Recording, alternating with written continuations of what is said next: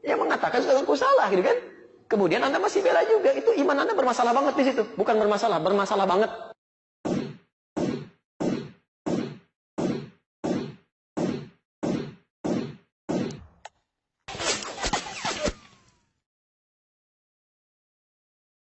Bapak Ibu sekalian, ada pertanyaan yang krusial disampaikan kepada kami tentang barangkali insya Allah kegiatan yang akan berlangsung esok, ya kan? Di 4 Safar, ya, dalam penanggalan yang lain ada yang menyebutkan 3 Safar 1438 Hijrah bertepatan dengan 4 November 2016, ya kan? Insya Allah besok ada satu kegiatan yang akan berlangsung di pusat Indonesia, gitu kan? Di Jakarta, di ibu kota, di sekitaran Istiqlal. Yang ada kegiatan apa besok itu? Wah, kegiatan sholat Jumat di Masjid Istiqlal, ya? Sholat Jumat di Masjid Istiqlal. Enggak, kenapa langsung ke situ? Kan tidak. Ada kegiatan sholat Jumat di Masjid Istiqlal, hanya ada rencana setelah menunaikan sholat Jumat untuk melakukan kegiatan lain yang sedang marak sedang dibincangkan, yaitu kegiatan demo. Itu bahasa Anda.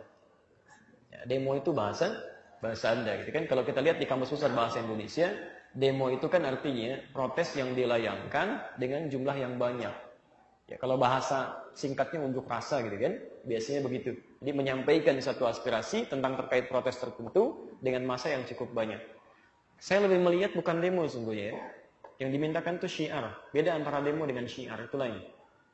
Harus Anda bedakan. Karena persoalan yang dibahas besok itu bukan sekadar persoalan demonstrasi, bukan. Itu ada syiar di situ. Apa itu syiar? Ini dulu pelan-pelan. Apa itu syiar? Saya mau turunkan dulu ini supaya jelas nanti apa yang harus dilakukan. Benar yang dikerjakan, termasuk barangkali ada yang tidak berangkat, ada yang berangkat. Ini yang harus Anda tekankan di sini. Teman-teman sekalian, dalam istilah syariat ada yang disebut dengan syiar. Syiarun. Syiarun. Sin besar. Syiar. Ada sin kecil, ada sin besar. Ya. Kalau sin besar itu titiknya berapa? 3 ya. Sinnya besar, jadi saya perbesarnya. Bisa? Ini sin besar. Sin kecil kan begini ya. Syiar. Seakar dengan kata syu'urun. Syu'ur. Asalnya begini. Dari kata sya'ara yash'ur. Syu'urun. Ya. Dari kata sya'ara yash'ur.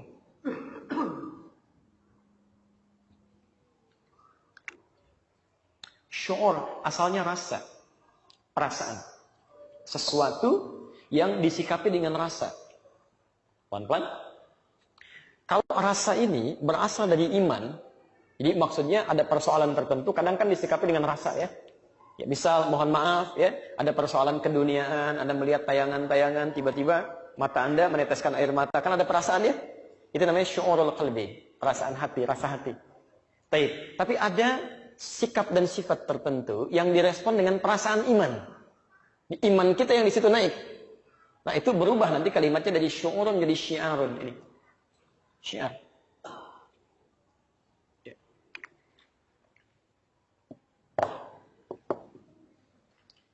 Kalau dalam bahasa istilah, syiar itu adalah nilai rasa untuk menjaga dan meningkatkan nilai-nilai keislaman. Ya, rasa untuk menjaga dan meningkatkan nilai-nilai keislaman sebagai pertanda kekuatan iman. Sebagai pertanda kekuatan iman. Tempatnya disebut dengan masy'ar. Jamaknya disebut masyair. Masjid ini tempat syiar. Tempat syiar. Jadi kalau Anda ke masjid menunjukkan kekuatan iman Anda tinggi. Kuat. Karena saat Anda ke masjid itu ada getaran iman dalam jiwa Anda. Kan? Syiar. Jadi getarannya disebut dengan syiar. Tempatnya disebut dengan apa? Masy'ar. Jamaknya masyair. Misal, ibu berhijab itu syiar. Syiar. Ya. Karena hijab itu menandakan kekuatan iman Anda. Anda ingin menjaga nilai-nilai syariat. Makanya Anda pakaikan itu. Ya, Anda hijabkan pada diri Anda. Itu syiar. Jadi bukan hanya mengikuti tuntunan syariat, tidak. Tapi ada kesan untuk menjaga nilai-nilai ketentuan kita. Ingin menunjukkan bahwa saya penjaga syariatnya. Itu menunjukkan kekuatan iman. Jelas sampai sini? Saya sarankan kepada saudari-saudari saya yang muslimah, dimanapun Anda berada, jangan sampai menunggu Anda dikafani baru berhijab. Jangan bikin malaikat bingung. Begitu meninggal dunia, kafannya pakai hijab. Kamu pakai hijab sekarang, kemarin enggak. Hidup nggak pakai hijab, begitu meninggal dihijabin.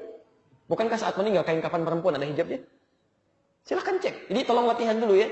Jangan sampai meninggal baru pakai hijab, saat hidup tidak pakai hijab. Kan ada kerudungannya itu kan. Beda dengan laki-laki. Jadi hati-hati, jangan bikin malaikat bingung lah gitu kan. Begitu meninggal, kamu yang mana ini? Kemarin nggak pakai hijab, sekarang pakai hijab. Hati-hati ya, dalam tanda petik ya, jangan diartikan berbeda macam-macam. Nah, saya kembalikan dulu, jadi itu syiar. Ya, melihara janggut bagi seorang laki-laki yang berjanggut, ingat itu bagian dari syiar. Gak apa-apa gitu kan. Untuk syiar mengikuti tuntunan Rasulnya. Ingat, bukan menumbuhkan janggut, tapi merawat janggut. Jadi kalau Anda berjanggut, misalnya rawat dengan rapi, dengan baik, sehingga tampil indah. Itu ketentuan Nabi. Tapi kalau Anda nggak berjanggut, nggak usah maksa tumbuh janggut. Ya, Anda beli arang, beli obat, gosok-gosok begini, itu nggak usah gitu kan. Ya, cukup dengan syiar yang tadi yang baik. Nah sekarang, kapan syiar ini dimunculkan? Ada yang terkait dengan persoalan ibadah.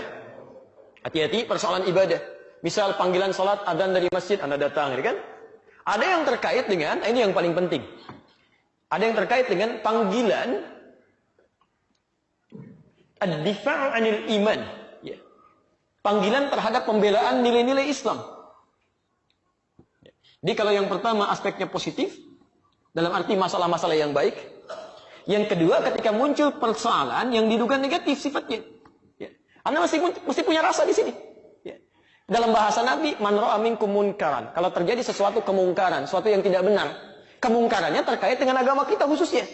Ya. Misal, itu Anda harus punya rasa, itu menunjukkan rasa imannya. Kalau nggak ada rasa, iman Anda bermasalah itu.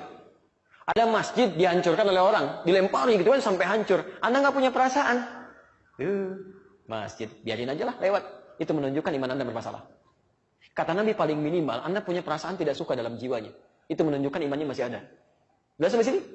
Anda lihat teman-teman kita, saudara kita di Palestina, ada yang dibom, ada yang dibunuh macam-macam. Minimal Anda punya perasaan, ya Allah. Ya Allah, gitu kan. Kalau Anda bisa bela dengan kekuatan Anda, itu bagus. Dengan harta Anda, itu baik. Atau minimal Anda berdoa. Ini tenaga nggak ada, harta nggak ada, doa nggak punya, ngecam lagi. Anda ini siapa sih sebenarnya? Ya. Nah, poin di sini sekarang, misal, ada kondisi yang sedang hangat saat ini. Ya, ada misalnya orang tertentu, atau misalnya tokoh tertentu, kan, memberikan sebuah statement yang sekiranya menghadirkan sifat mungkar. Ya, merendahkan syiar-syiar yang ada dalam syariat. Misal mengatakan, misal saja ya, misal dalam konteks yang lain ya, jangan dibohongi misalnya oleh surat Al-Baqarah ayat sekian. Seakan-akan menunjukkan bahwa isi surat Al-Baqarah itu bohong. Dan orang yang menyampaikannya dusta, itu kan salah, gitu kan? Nah, Anda, maaf ya, keluarga Anda sendiri dijelek-jelekan, Anda bisa marah. Anda bisa marah. Sekarang kitab suci Anda misalnya, ya, disampaikan dengan ungkapan yang tidak bagus. Masa hati Anda diam saja? Minimal ada perasaan tidak suka. Itu syiar namanya. Jelas ya? Baik, jadi ketika Anda punya rasa yang tidak menyenangkan tentang persoalan yang dimaksudkan, ada muncul gejolak dalam jiwa Anda, itu syiar. Nah, kemudian dari syiar ini bagaimana meresponnya? Kadang muncul semangat kan? Semangat ingin membela gitu kan? Nah, semangat yang muncul untuk membela syiar Anda, itu yang disebut dengan ghirah. Jadi ada syiar, ada ghirah. Ya. Jadi pertama, ada rasa memiliki terhadap nilai syariat. Jadi kalau Anda misalnya cuma diam aja, diam, kan? Nggak ada doa, nggak ada perasaan, nggak suka, maka ini imannya bermasalah. Ya. Apalagi kalau langsung keluar di lisan misalnya, oh itu tidak benar, ini maksudnya begini, sudah tahu salah. Yang menyatakannya mengaku salah, terus Anda bela-bela, Anda siapa sih sebetulnya? Yang mengatakan sudah mengaku salah, gitu kan? Kemudian Anda masih bela juga, itu iman Anda bermasalah banget di situ, bukan bermasalah banget. Ya. Nah, ini, kembalikan ke sini. Jadi ketika ada semangat untuk membelanya, semangatnya disebut dengan ghirah. Buya Hamka menulis buku tentang ghirah. Ya. Ghirah. Nah, ini semangatnya. Nah, sekarang, ketika semangat itu ingin disalurkan dalam bentuk reaksi. Jadi ada aksi, ada reaksi kan? Nah, jadi ada pertama syiar, kedua apa? Ghirah, baru nanti turun dalam bentuk respon. Ya, bentuk reaksinya. Nah, bagaimana cara kita merespon sesuatu yang bertentangan dengan syiar ini? Ini yang kemudian diatur oleh Al-Quran, oleh hadis-hadis Nabi Sallallahu Alaihi Wasallam. Ini yang mau saya turunkan sehingga dengan itu berjalan dengan tertib keadaan kita. Baik, teman-teman sekalian, yang pertama, Allah memberikan aturan segala sesuatu yang menyimpang dari hukum Allah Subhanahu Wa Taala diatur kemudian di Quran surah ke-16 ayat 125. Lihat poinnya. Ud'u ila sabili rabbika bil hikmah. Ajaklah siapapun ke jalan Tuhanmu itu dengan hikmah. Dengan tindakan yang bijak. Gitu kan? Yang baik dulu. Di antara makna hikmah itu adalah kesesuaian kadar. Awas, hati-hati, kesesuaian kadar antara aksi dengan reaksi. Jadi kalau ada aksinya yang muncul biasa-biasa saja, maka reaksinya pun jangan terlalu berlebihan. Sebaliknya kalau aksinya berlebihan, reaksinya jangan diam-diam aja. Ini sudah jelas misalnya orang Islamnya ada yang disakiti, dibantai, dibunuh, dibom. Masya Allah yang lain cuma diam aja begini. Itu berlebihan namanya. Nggak tepat tuh, nggak seimbang. Ya. Sebaliknya, kalau cuma aksinya kecil-kecilan misalnya, kecil yang tidak banyak membahayakan, yang tidak ada sesuatu yang bisa memunculkan madarat lebih besar, maka di sini misalnya responnya juga jangan berlebihan. Sesuai dengan kadarnya. Kalau cukup diselesaikan dengan hukum, selesai dengan hukum. Tapi kalau tidak cukup misalnya, hukum tidak bergerak, masih diam saja dan sebagainya, maka tingkatkan kadarnya. Maka ada perjuangan dengan fisik keluar. Ya, misal di Quran surah ke-8 itu, ayat ke-60. Wa'iddu lahum mastata'tum biquwwah. Okay? Dan siapkan perlengkapanmu dengan penuh kekuatan. Ayo, min ribatil khair. Bahkan kendaraan siapkan kalau perlu, mobilisasi itu. Apa tujuannya? Turhibuna. Supaya menggetarkan, menunjukkan, ini kami loh. Ya? Anda bermain-main dengan kitab suci, Anda mencari persoalan. Anda punya masalah dengan manusia, gampang selesainya. Saya punya masalah dengan orang Bekasi, nggak selesai, saya pergi pindah ke Jakarta. Di Jakarta nggak selesai, saya pindah lagi ke tempat lain. Di Indonesia saya punya masalah, pindah ke Malaysia, bisa terjadi. Tapi kalau Anda punya masalah dengan Allah, mau lari kemana? Maka di sini Anda tunjukkan girah untuk menggetarkan mereka bahwa ini nggak bisa main-main begini nih. Urusan Anda dengan Allah, kalau Allah murka, Allahu Akbar, mau lari kemana Anda? Digerakkan semuka bumi itu. Ini perhatian di situ. Maka kata Al-Quran, ayo siapkan dirimu, getarkan mereka, gitu kan? Hadirkan itu. Bagaimana cara mempraktekkan itu? Ternyata Masya Allah, itu dibagi oleh ayat Quran. Ketika turun seperti itu dalam konteks jihad. Dulu orang-orang mulai melecehkan Islam, ada yang ingin menyerang. Nabi dipanggil untuk jihad. Ternyata semua orang pengen jihad semua. Pengen berangkat. Maka turunlah Quran surah 9, ayat 122 itu. Nanti saya simpulkan di akhir. Quran surah 9, ayat 122. Posisi paling kiri, sebelah bawah. Lihat kalimatnya. وَمَا كَانَ الْمُؤْمِنُونَ لِيَنْفِرُوا كَافَّةً فَلَوْلَا نَفَرَ مِنْ كُلِّ فِرْقَةٍ مِّنْهُمْ طَائِفَةٌ لِيَتَفَقَّهُوا فِي الدِّينِ وَلِيُنْذِرُوا قَوْمَهُمْ إِذَا رَجَعُوا إِلَيْهِمْ لَعَلَّهُمْ يَحْذَرُونَ. Ketika semua orang bergerak, semua berjuang dengan berjihad, ada yang bawa macam-macam. Bukan cuma laki-lakimu, ibu-ibu bergerak, anak-anak bergerak macam-macam, sehingga beberapa tempat kosong. Aktivitas tidak berjalan dengan baik. Ada orang-orang bahkan di majlis ilmu kosong. Turun ayat langsung di sini. Tidak semestinya orang-orang beriman mengekspresikan imannya dengan berjuang semua ke medan perang berangkat. Sehingga meninggalkan tempat-tempat yang penting menjadi kosong. Terus ya? Maka turun ayat, "Falaula nafara min kulli firqatin minhum ta'ifah." Mesti ada sebagian yang tinggal. Sekalipun mereka untuk belajar, lihat tafaqahu fid din, untuk belajar mendalami agamanya. Sehingga ketika mereka keluar, di sini berjuang dengan ilmu. Jadi ada yang berjuang dengan fisiknya, ada yang berjuang dengan akalnya. Bisa. Dalam konteks sekarang tidak harus semua keluar gitu kan. Ada yang berjuang dengan media sosialnya. Ada yang berjuang misalnya dengan ta'limnya. Menjelaskan kepada umat dan macam-macamnya. Jadi ada ayat ingin menegaskan. Jangan sampai semangat ingin menghadirkan syiar dengan girah yang kuat.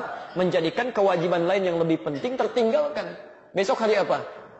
Hari Jumat kan. Ada kewajiban apa Jumat itu? Salat Jumat. Ada Jumatan di situ. Kalau Anda bisa kerjakan Jumatan, tidak ada tugas yang lainnya misalnya. Anda mau berangkat untuk menunjukkan syiar, silahkan. Nanti jaga adab-adabnya. Tapi kalau Anda punya tugas di satu tempat, Masya Allah. Misal, satu tempat daerah berangkat semua ke Jakarta. Semua daerah berangkat semua. Lalu yang menjadikan Jumat di masjid Anda itu siapa? Ketika ada orang mau Jumatan, Anda yang nggak ada. Gimana itu? Repot juga gitu kan?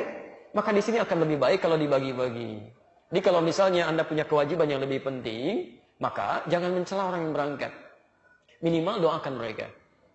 Kemudian arahkan pada kebaikan. Dukung mereka dengan upaya yang lainnya. Misal di media sosialnya, doakan mereka dalam kebaikan, sampaikan adab-adabnya. Ya, awas di Islam itu ada adab, gak boleh kita merusak. Tanamannya gak boleh dirusak. Ya, kami dengar informasinya teman-teman sudah menyiapkan nanti ada ibu-ibu yang siap memperbaiki tanaman. Masya Allah, gitu kan? Ada yang berangkat lewat kereta api, yang sholat di satu gerbong. Saya sih menangis itu, memohon kepada Allah supaya satu ayat ini menjadi pemersatu. Pemersatu gitu. Ya Allah turunkan satu ayat untuk menyatukan kita, bukan untuk kita ribut. Untuk menyatukan kita. Ini baru satu ayat, belum 6.000 ayat yang lainnya. Kalau satu ayat aja Anda berselisih, Masya Allah, Anda perlu berapa ayat lagi supaya bisa bersatu? Ini kita dengan satu ayat dipertunjukkan oleh Allah, kamu bersatu. Hadirkan kecintaan kepada Quran, pelajari Qurannya lagi, hafalkan. Jangan-jangan yang turun-turun ini termasuk yang banyak nggak pernah lihat surat Al-Maidahnya. Turun aja gitu kan? Nah ini perangkat kepada kita untuk mempelajari lagi cintai Qurannya. Jadi arahan kami yang pertama, Bagi yang berangkat, misalnya Anda punya keluangan, jangan sampai meninggalkan tugas penting Anda yang harusnya dikerjakan di situ. Ibu-ibu ada akomodir, ibu-ibu tinggalkan, anaknya mau mencari ibunya, nggak ada gitu kan? Hati-hati, jangan sampai ibu itu mau ke masjid aja untuk sholat, sepanjang ada kepentingan di rumah, kata Nabi tidak dibenarkan. Ya, kerjakan dulu di rumah, dan nilainya sama dengan orang yang ke masjid. Ya, bahkan dalam konteks jihad, pernah ada Bu, Pak, orang berangkat langsung aja begitu. Ibunya nyari sampai nangis ibunya. Dilaporkan kemudian kepada Nabi. Terjadi peristiwa begini, itu ada di Al-Adabul Mufrad. Ya, kalau Anda mengaji kitab Al-Bukhari, nama Al-Adabul Mufrad kan, Anda bisa lihat di situ di antara hadisnya di awal-awal pembahasan, ada seorang anak berangkat, tiba-tiba ibunya nangis. Diadukan pada Nabi, dipanggil anak itu. Kata Nabi, pergi kembali ke ibumu, buat beliau tertawa seperti engkau membuatnya menangis. Jadi jangan sampai juga ada yang berangkat gak izin gitu kan, gak ngasih tahu keluarganya, tiba-tiba berangkat aja kan. Besok-besok sampai di media, Assalamualaikum, Assalamualaikum, gitu kan, Masya Allah. Ibunya bingung, kok anak saya ada di situ. Gitu kan? Jadi, atur adabnya dengan baik, siapkan adabnya, kemudian mohon kita semua. Jadi yang berangkat kita doakan, malam ini kan malam Jumat bagus, bangun tahajud. Setelah berdoa dulu sama Allah, ya Allah, berikan kedamaian di negeri kami, ya Allah. Berikan petunjuk kebaikan pada pemimpin kami. Selamatkan saudara-saudara kami yang akan menunjukkan syiar esok hari. Jaga adab mereka ya Allah, jauhkan mereka dari orang-orang yang menyusup kepada keburukan di situ. Satukan kami ya Allah dengan seluruh perangkatnya, dari pemerintahannya, stakeholdernya, militernya, semuanya supaya ada dalam rahmat-Mu. Kita berdoa dorong itu. Ya. Nah, yang ikut besok untuk menunjukkan syiar, jangan mencela yang tidak berangkat. Awas. Tidak ada semangat jihad, baru gitu aja nggak berangkat. Bukan kami nggak berangkat, Anda yang tidak paham. Ya, jadi jangan berangkat membawa persoalan juga. Bagi yang berangkat, sokong.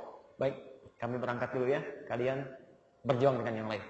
Bisa kita upload di media sosialnya, kirim doanya, dan kebaikan-kebaikan yang lainnya. Dan ternyata kata Syekh Mustafa Al-Murawi, saat ayat At-Taubah ayat 122 ini diturunkan, itu nilainya dua-duanya sama. Jadi ketika seorang berjuang dengan fisik, seorang tinggal untuk belajar, kata Syekh Mustafa Al-Murawi, itu nilainya sebanding, nilai pahalanya. Sama-sama berpahala di situ. Saat Anda tidak bisa berangkat karena menunaikan ibadah tertentu, sebagai kewajiban, apalagi Anda berdakwah, Anda belajar, itu sama nilainya dengan yang berangkat. Sepanjang dua-duanya ada dalam kebaikan. Jelas di sini ya?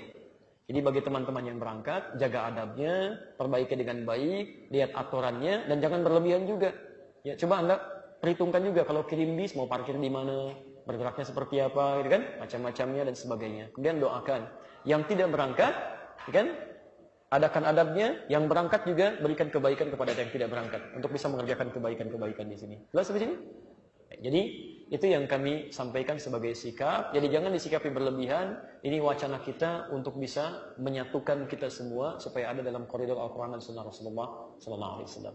Jelas sampai sini? Baik. Kalau sudah jelas, saya tidak ingin lagi ada manusia-manusia mensana in corpore sano, ya? Baik. Keterangannya ke sana, pemahamannya ke sono, ya? Sehingga tidak ketemu, ya di sini. Baik. Jadi silahkan siapkan kebaikan, apa yang bisa kami berikan itu insya Allah kita maksimalkan, dan mudah-mudahan dengan itu kita semua bersatu dalam kebaikan-kebaikan. Dan tidak cukup dengan amin, tapi praktekkan dulu ya. Praktekkan, besok siapkan dan aplikasikan dalam kebaikan yang kita harapkan. Baik, kami sampaikan informasi bahwa insya Allah untuk pekan berikutnya seperti biasa kita masih ada sesi, tapi nanti dalam pertengahan kami mohon izin karena harus ke Saudi. Nanti ada waktu yang bisa disesuaikan, Anda bisa cek kembali jadwal yang untuk berlangsung itu. Itu satu. Yang kedua, seperti tadi kami sampaikan, ada buku yang sifatnya terbatas ya, yang menyoal hadis populer, itu barangkali bisa ada manfaat yang bisa Anda dapatkan, dan dulu pernah di-start. Jadi bagi yang pernah memiliki, barangkali itu sama isinya, cuma ada sedikit perubahan saja. Jadi tidak terlalu berlebihan karena itu sifatnya terbatas, gitu kan? Baik. Dan yang terakhir, Bapak Ibu sekalian, saya bermohon sebesar-besarnya, mulai hari ini, saya mohon mulai hari ini, perbaiki keadaan diri kita dan keluarga untuk meningkatkan amal soleh. Ya, karena masa sekarang ini tantangan semakin berat ya, semakin berat. Karena itu bermohonlah kepada Allah supaya dilindungi oleh Allah Subhanahu wa taala dari fitnah-fitnah yang buruk dan dijaga oleh Allah supaya bisa bertahan dalam kebaikan sampai kita diwafatkan oleh Allah Subhanahu wa taala. Kami kira itu yang disampaikan, jika ada benar dari Allah dan Rasulnya, kalau salah itu mutlak kesalahan saya, mohon saya dimaafkan.